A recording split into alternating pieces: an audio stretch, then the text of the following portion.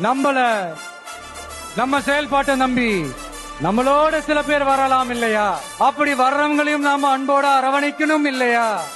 நமக்கு எப்பவுமே நம்மள நம்பி வர்றவங்கள அரவணைச்சு தானே பழக்கம்.